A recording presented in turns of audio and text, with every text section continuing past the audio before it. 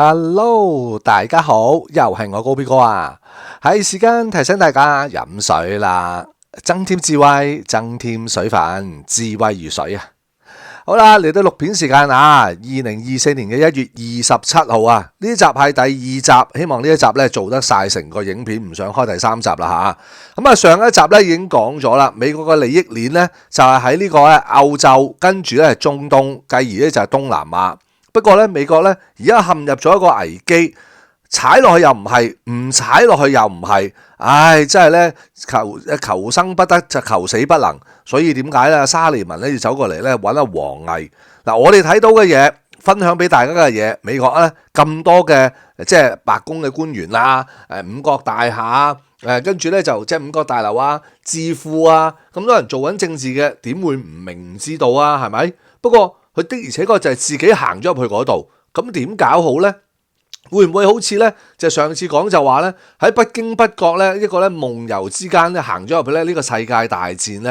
呢個真係唔知啊！我認為咧冇咁簡單嘅。不過即係而家個狀況係講住眼前先啦，眼前佢就係咁樣啦。咁既然係咁，中國又會點呢？嗱，當如果美國咧不能自拔咁樣行入去呢個咧泥潭嘅時候咧，呢個咧東亞嘅博弈咧正式開始噶啦。OK， 咁正式開始嘅時候，咁又會點咧？呢個結局亦都咧好容易咧就水落石出。咁高 B 哥喺度下邊講嘅就係話，正正咧就係中國咧收復台灣、統一祖國嘅時候。咁究竟係咪真係咁樣咧？嗱，我哋咧繼續聽佢嘅分析先，好嘛？好啦，嗱，分析就係咁講噶。呢個咧東亞嘅博弈結局，如果咧係當美國咧深陷咗喺中東同埋咧東歐咧不能自拔嘅時候咧，自然咧就會水落石出。嗱，反正中國已經擺明咧就係要加速統一嘅進程噶啦，而且中國統一台灣亦都唔存在住任何嘅咩技術性嘅問題。之所以咧拖住唔動手無非就係唔想喺一個更加大嘅層面嗰度即係話付出更加多戰略利益嘅損失嘅啫。嗱，擔心對於國際形勢跟住落嚟嘅演化咧係會失去咗掌控噶。嗱，咁大家真係唔好咁簡單諗住咧跟住收翻就得收翻之餘，其他嘅國家同你嘅互動係點呢？當時成個世界嘅格局係點呢？跟住落嚟未來嘅3年5年，我哋點樣行落去呢？呢啲一切咧，其實咧都喺度安排緊噶。OK， 好啦，嗱，但係如果美軍真係深陷呢個咧中東同埋東歐，咁我哋仲有咩顧忌呢？喂，講真，根本就唔係即係需要咧，我哋真係喐手噶嘛。將呢個東南嗰個所謂破國一圍，咁即係台灣一圍住佢，然後發一個最後嘅通牒，就話只要美軍唔敢過嚟營救嘅話，咁樣直接打根本都唔需要打添。絕望嘅台灣咧，自然咧就知道應該要點做噶啦。嗱，如果美國真係嚟救，咁又點呢？美軍真係嚟救，咁又點呢？好啦。當佢深陷喺東歐，即係呢個烏克蘭事件啦，亦都咧喺呢個中東，即係咧呢個也門跟住咧發開咗而家成個中東啦。咁樣嘅美國究竟攞咩嚟救呢？係咪就係攞喺西太平洋呢啲嘅全量嘅駐軍嚟到去救呢？嗱，如果係咁，真係救唔救得到咧？夠唔夠力呢？好啦，一旦咧台灣嘅問題能夠解決得到嘅話，日本同埋韓國嘅右派咧就會被清算進入咧倒計時噶啦。而東南亞從呢個菲律賓去到呢個新加坡亦都會明白邊個咧先係佢哋嘅新嘅主子咁美帝呢個東亞乃至對西太平洋嘅霸權咧，亦都會咧就係突然間冧咗噶啦。至於國際嘅形勢嘅演化嘅主導權咧，當美軍深陷喺中東同埋東亞之後呢個主動權自然就係落咗喺中國嘅手度啦。而東亞再點樣喐都好啦，只要中國嘅工業產能，尤其係喺軍工產能上面跟得上嘅話，咁樣中東又好，東歐又好，無論佢點樣演化都好啦，都唔係咧呢個美國同埋佢嘅盟友單方面能夠決定到噶。嗱，東亞啦、中東啦、歐洲啦，三大嘅地緣漩渦，中國咧自己操刀解決一個，而中東咧同埋東歐就間接咁樣影響咗兩個。只要美國深陷後邊兩個嘅漩渦裏邊，即係中東同埋東歐咁咧仲能夠對國際形勢嘅演化仲起到啲咩作用係咪？咪得把口咯嗰陣時。甚至乎搞唔掂嘅話，仲要同中國協商，好似而家咁添啊！睇下點樣盡量保存住殘餘嘅霸權嘅同時，亦都好可能可以喺好體面咁樣喺嗰兩個漩渦度走出嚟噶。咁其實已經美國放緊風噶啦，就話中國就冇喺呢個伊朗嗰度就施壓，咁就迫使呢個胡塞就停火，咁不停喺度放風。跟住又話可能有做少少嘢，但係見唔到作用咁啊，就希望就靠呢個打嘴炮嘅形式去逼中國去向中伊朗施壓。不過呢個唔係好合邏輯嚇，因為而家人哋同你講點解要施壓去停火呢？人哋嘅要求係叫耳仔停火喎，咁點解你唔叫耳仔停火呢？你叫耳仔停火，也門嘅胡塞自然就停噶啦。而家係你嘅問題喎，反而調轉要中國去搞伊朗，同埋要由伊朗再搞胡塞咁間接。喂，跟住就算我喺度暫時停咗，你耳仔停唔停啊？你耳仔唔停嘅話，繼續條線喺度嘅喎，也門唔喐就到第二度喐嘅啫嘛，可能係咪一樣嘅啫？根本個源頭你冇解決，冇可能會停到噶。美國有陣時即係禮橫到自己都諗唔通，又或者諗得通諗得到，逼住都要做啫，咁冇辦法噶啦。邊個要我繼續要霸住個霸權即係扭曲晒人性啫，係咪？好啦，嗱，佢話呢個就係而家呢個國際形勢嚟啦，就係國際嘅政治形勢。只要美國喺也門落場嘅話，中東就會對住美國嘅基地展開圍剿。嗱，聽住呢段好緊要啊，佢個推斷就係咁樣噶。而家嘅國際形勢就係，只要美國落呢個也門嗰度落場嘅話，中東就會對美國嘅基地就美軍嘅基地就係展開圍剿噶。只要跟住落嚟美軍喺中東深陷泥潭嘅話俄羅斯就會喺東歐嗰邊就喐手噶啦。好啦，只要美國同埋俄羅斯正面咁樣槓上嘅話根本都唔需要開打噶。只要佢哋大家都係重兵咁樣對峙嘅話，火候去到差唔多之後，中國就會喺東亞喐手噶啦。嗱，只要中國喺東亞喐手嘅話，喺深陷住中東同埋歐洲兩個大泥潭嘅呢個美國就只能夠睇住東亞嘅霸權完蛋噶啦。然後中歐同埋歐洲嗰邊嘅霸權即係中東同埋歐洲嘅霸權亦都會跟住喺背後支持住伊朗啦，同埋俄羅斯嘅中國友好磋商嚟到重新係劃定咁樣話噶。OK， 嗱，佢個判斷一層一層咁嚟噶嚇。首先就係中東，跟住就中東落咗場之後就俾人圍剿完之後深陷泥潭俄羅斯見時機到就喺東歐喐手。俄羅斯東歐喐手唔需要真係打，只要重兵對峙，火候去到輕輕冚冚嘅時候，中國就會喺東亞喐手。中國東亞喐手之後跟住呢個美國又冇計，呢邊要放棄嘅話，跟住嗰邊因為已經兩個都落咗場啦嘛，係咪？兩個都落咗場之後中國就會喺背後支持住伊朗同埋俄羅斯，咁所以就將佢哋以後個勢力同埋界限重新劃定噶。好啦，所以佢就話乜嘢叫做上兵伐謀啊？乜嘢叫做不戰而屈人之兵啊？嗱，乜嘢叫做善戰者無赫赫之功啊？呢一次中國將我哋嘅老祖宗嘅智慧演繹到淋漓盡致啊！呢個就係一場戰略定力嘅比拼，睇下邊個忍唔住先落場噶。嗱，中國嘅所有嘅佈局一環就扣住一環，全部由呢個反霸權嘅聯盟嘅成員一齊執行噶。嗱，目的就係要拉呢個美國先落場。只要美國先落場嘅話咁就注定俾我哋牽住鼻子走噶啦。以上喺呢個時間全球個狼煙四起嘅背後嘅深層邏輯嚟噶，係三大地緣漩渦風起雲湧嘅內在主線。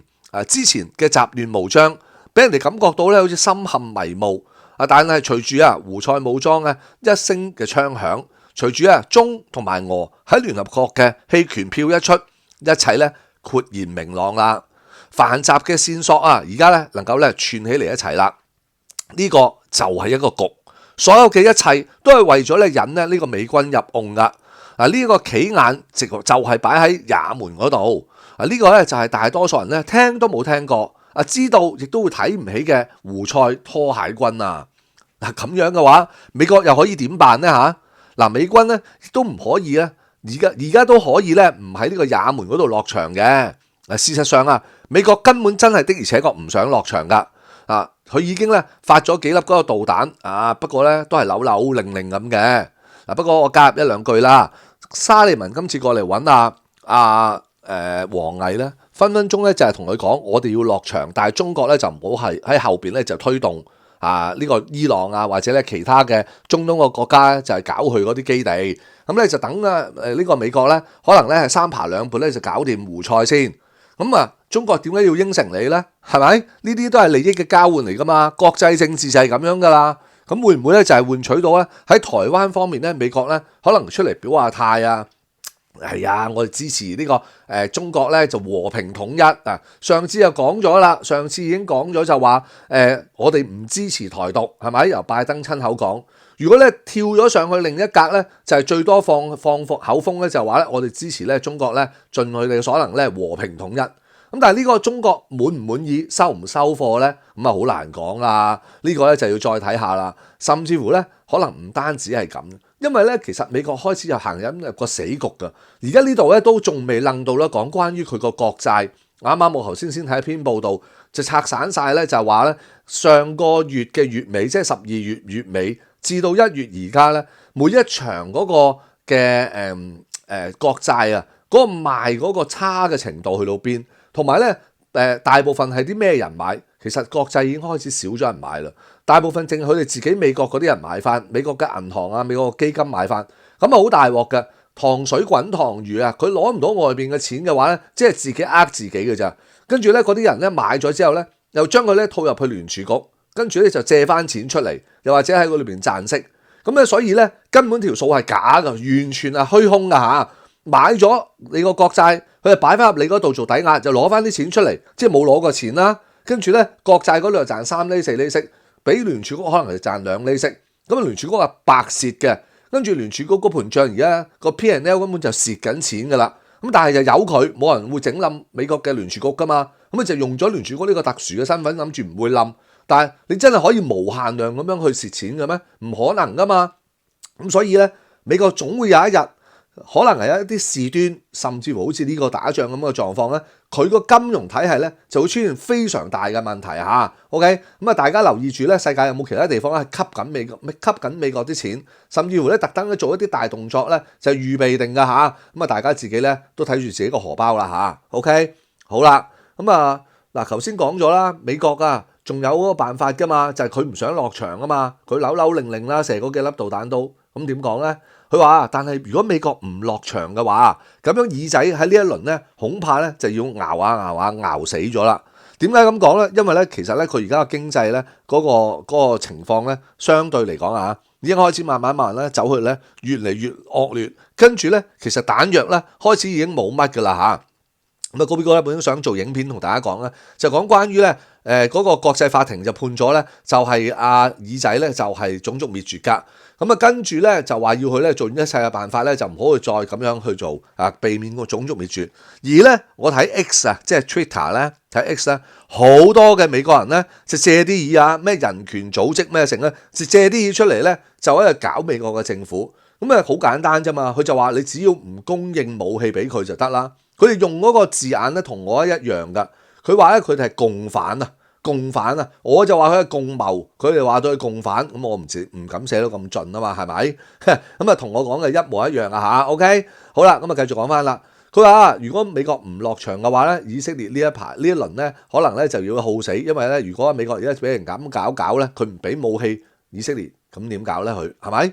好啦，耳仔一死咗嘅話咧，中東死咗嘅意思即係話失敗咗啦。中東嘅霸權咧可能咧就要完結啦。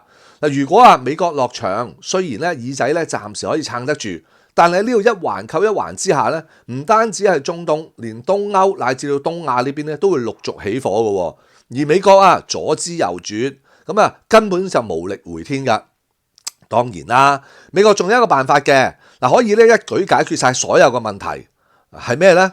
就係咧直搗黃龍喺呢個台海嗰度咧，首先咧引爆戰爭，逼中國咧就主動落場咁話㗎。嗱，呢個咧真係我哋要留意啊！所以咧事情可以一下子扭轉㗎。佢喺台海嗰度突然間懟阿賴清德出嚟就話發你台獨啊，又或者做啲唔知咩嘢，逼中國咧就要咧主動落場。但係佢話而家呢個局咧對美國嚟講咧已經係一個死局嚟㗎啦。點解咁講呢？因為中同埋俄咧挖空咗心思，想引美國咧喺中東入局。而美國咧雖然咧千方百計咧咁想咧躲避㗎，但係咧隨住胡塞武裝嘅出手啊，佢其實已經係避無可避㗎啦。睇落嚟咧，應該咧一定咧就要入控啦咁話。但係咧仲有冇其他辦法咧？一定有嘅，就係先逼中國咧喺台海嗰度落場，搞到中國咧反而咧調翻轉咧係深陷呢個泥潭㗎。嗱，畢竟而家美國所面對所有嘅麻煩，無論係中東啦，同埋咧東歐都好啦，其實關鍵咧都係喺中國㗎。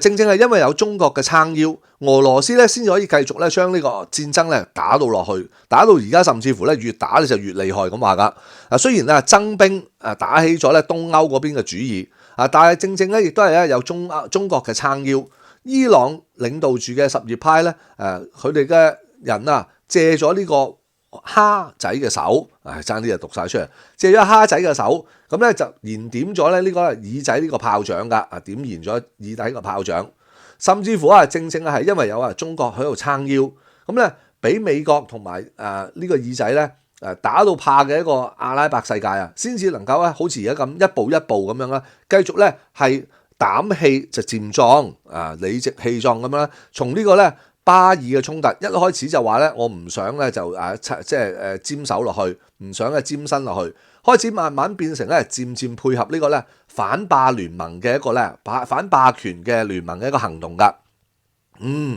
一切嘅麻煩都係嚟自中國嘅，美國人一定係咁睇嘅。嗱，同樣啦，一切解決嘅問題嘅爪手根本亦都係喺中國。中國咧係想逼美國先落場，跟住一步一步咁陷入呢個中東同埋東歐嘅泥潭，然後自己咧最後咧出手咧全取東亞，兵不血刃咁咧攞到咧最大嘅利益。咁樣對美國嚟講同樣亦都可以通過咧反殺中國搞到咧呢個反霸權嘅聯盟咧喪失咗核心。只要中國咧俾自己反殺嘅話，深陷咗自己所設落嚟嘅泥潭咁樣嘅話咧，反霸權聯盟咧就冇咗個主心骨。亦都咧變咗咧冇咗呢個最大嘅支撐，咁到時候大到俄羅斯、伊朗，細到呢個蝦仔胡塞咧，都會立即變成咧隻眼旗就識估㗎，咁甚至乎咧呢個咧俾翻嗰個霸權聯盟反攻翻過去都唔頂添㗎，咁所以咧而家中國咧都幾危險㗎 ，OK？ 所以喺美國嚟講殺中國係佢解決一切問題嘅關鍵。唔單止係霸權問題可以解決甚至乎連佢哋自己美國國內嘅經濟問題咧，亦都可以咧同時間解決㗎。其實美國亦都一直喺度咁樣做緊。佢之前嘅一個金融戰就係希望引爆中國嘅樓市跟住咧擊潰咧呢個咧中國嘅經濟嘅。但係呢一切咧已經係失敗咗㗎啦。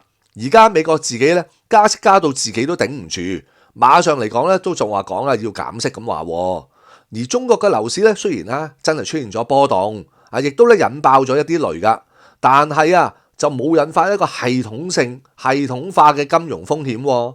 甚至乎中國政府手裏邊咧，仲一直咧揸住一大堆咧刺激政策係未用㗎，即係大把牌仲有大把企喺後邊好啦，直至到咧而家睇到咧美國自己咧玩唔掂啦，就快加息啦。咁咧佢先至逐漸咧釋放翻出嚟，開始咧啟動翻咧真正嘅救市噶。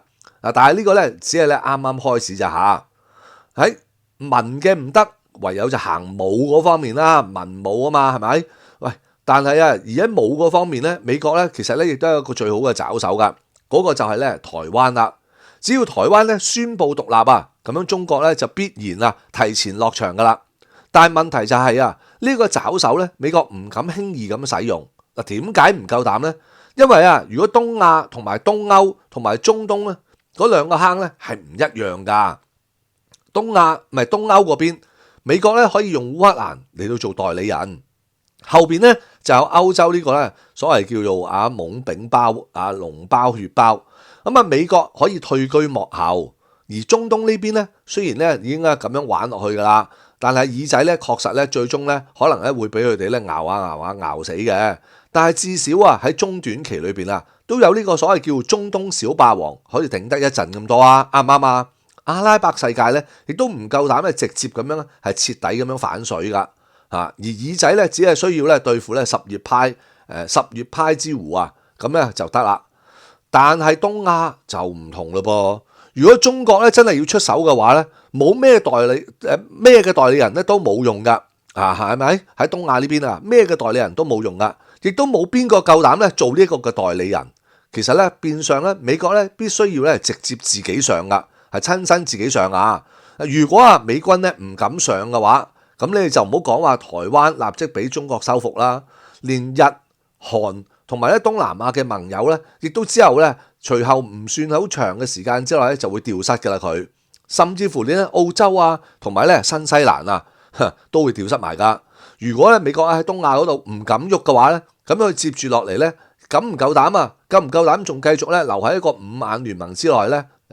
咁都真係好難講㗎嚇。呢個咧就係美國喺東亞最大嘅問題啦。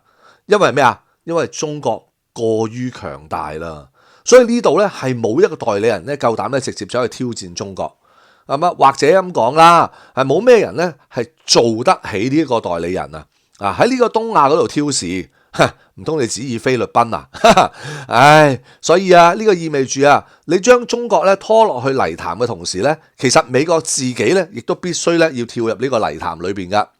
好啦，一旦啊美國喺呢個東亞嗰度咧入咗呢個泥潭嘅話，咁樣咧中東同埋東歐咧你就唔使諗啦。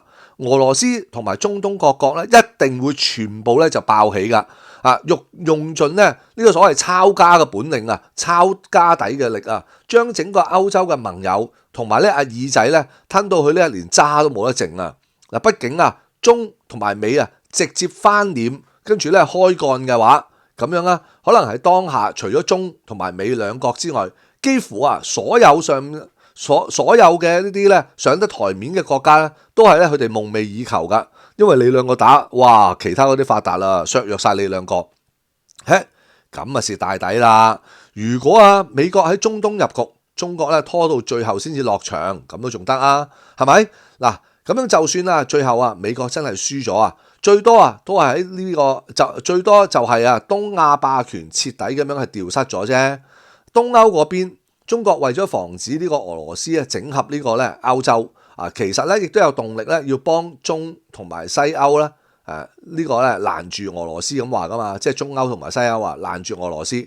而喺中東呢邊咧，反正美國嘅餘威尚在，咁咧就尚在啊，所以咧沙特等等咧內部嘅深層次矛盾咧，依然咧都會仍存在喺度噶。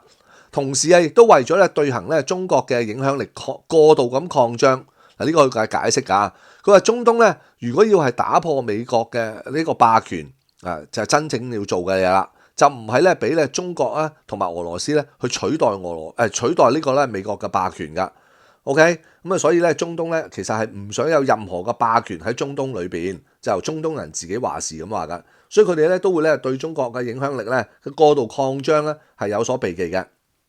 所以咧，只要耳仔認輸嘅話，美國咧喺伊拉克啦同埋庫爾德等地嘅基地咧係咁設一啲出嚟，咁而家已經做緊㗎啦。伊拉克就話咧，同埋美國嗰邊同伊拉克講話，我哋要傾一傾咧，我哋咧究竟個基地咧點樣去撤退？好啦，咁樣啊，去到最後啊，美國中東嘅霸權咧雖然受損，但係咧都仲有多多少少咧留翻啲影響力喺度。而如果美國逼中國提前落場嘅話，而自己又唔能夠獨善其身，都要一齊落場喎。咁樣啊，最後啊，就算同中國兩敗俱傷都好啦。美國無論喺呢個東亞、歐洲同埋中東嘅霸權咧，亦都會全部咁丟失㗎。除非咧一種嘅可能性，就係咩呢？就係美國能夠喺東亞嘅戰場咧擊敗中國。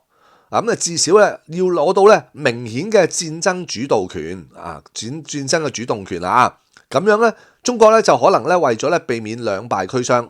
畢竟中美咧鷸蚌相爭，就只會令到咧呢個俄羅斯同埋咧呢個歐洲咧就係咧漁人得嚟㗎。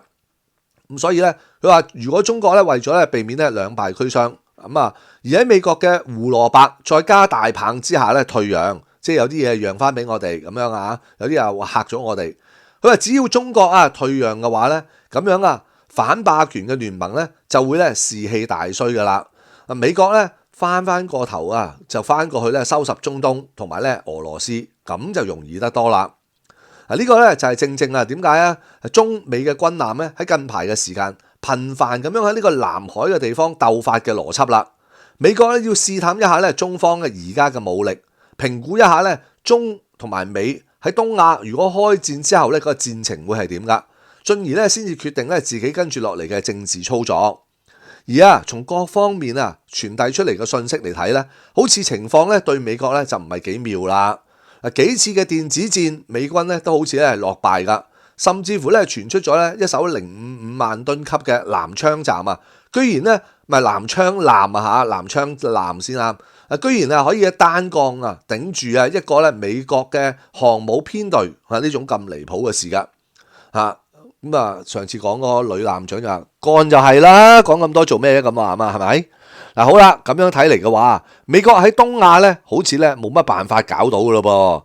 如果美國咧更加喺呢個東亞咧都冇勝算嘅話，佢而家仲逼中國落場同自己去決戰嘅話，咁樣就只會咧引發咧全球反霸權勢力嘅全力出擊嘅啫。咁俾到自己嘅霸權咧冧得更加快、更加徹底噶。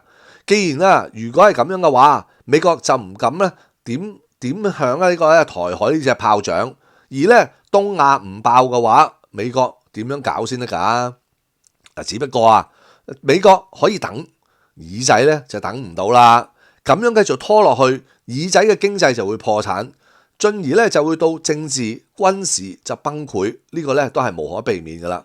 而一旦耳仔玩完嘅話，中東嘅霸權同樣咧就美國喺中東嘅霸權咧就同樣玩完㗎啦。而到時唔好講話美國嘅政壇內部都唔知點樣交代，點樣清算啦。就係講外部外邊嗰外部咁當美國失去咗中東嘅霸權，中同埋俄咧就分享咗中東嘅利益，跟住落嚟咧就會喺此消彼長嘅情況之下，美國嘅霸權聯盟咧亦都會咧變成失敗噶。呢個咧就更加咧係變成咧不可逆轉嘅。所以美國無論點樣去扭令都好啦。到最後咧，最終咧都係要喺中東落場，睇嚟咧先至咧係有道理，同埋咧係要咁樣選噶。實際上咧，你可以睇咧，根本就無從選擇。而只要咧美軍咧陷入呢個泥潭，呢個俄羅斯喺東歐嗰邊咧就會咧啟動咧大反攻。而俄羅斯一喐，烏克蘭同埋咧呢個歐洲肯定咧就頂唔住噶。美國咧就不得不將剩翻落嚟嘅力量咧就搬過去歐洲嗰邊。等到咧美國嘅資源咧全部咧都聚集喺中東同埋東歐嘅時候咧，咁樣呢個全球嘅反霸權聯盟嘅總舵主就連同呢個俄羅斯伊朗等等呢啲前台嘅玩家喺幕後支撐住嘅中國東方大國中國出場嘅時機咧就成熟啦。作為最後出馬嘅超級大玩家，中國咧將會以台海為契，就喺東亞乃至係西太平洋嗰度咧，完成對於美國呢個咧全球霸權體系嘅致命一擊噶。呢個咧就係而家全球地緣政治衝突背後嘅主線，100年未有嘅大變局。霸權同埋反霸權之間嘅鬥爭嚟噶，已經咧去到咧最後決戰嘅臨界點啦。而作為大局大變局同埋呢個咧東西方鬥爭嘅核心，中同埋美兩國嘅第一階段全方位博弈，亦都快要去到攤牌嘅歷史節點啦。咁樣嘅話，喺呢個100年未遇嘅大變局嘅高潮來臨之際政治嘅走向會對呢個經濟產生一啲乜嘢嘅影響呢？具體到大家最關注嘅經濟，尤其係股市同埋房市大家咧應該都要清楚啦我哋嘅經濟政策出手嘅步驟，其實咧係同整個大嘅政局高度咁樣聯動住噶。咁樣嘅話，我哋一直喺手上邊捏住唔肯咧好爽快咁放出嚟嘅救市政策，大概咧喺接住落嚟咧咩時候會大明大放咧，就要觀察住咧而家嘅變化啦。好啦，成個嘅文章咧同大家分享咗。哇，真係好精彩無論佢今次講嘅係真定假，起碼咧佢講嘅嘢咧係好邏輯性嘅，啱啱一步一步咁樣解釋翻俾大家聽咧，跟住個影響落嚟會點？咁咧佢咧就話經濟政策究竟係點樣咧？咁啊，大家睇翻咧成個國際嘅政治先知啦。咁所以咧，高 B 哥咧成日都同大家講，國際嘅政治咧，大家咧不能夠不留意噶，係咪？好啦，講到呢度啦，30幾分鐘啦。我自豪，因我多角度思考，晏啲再見啦，拜拜。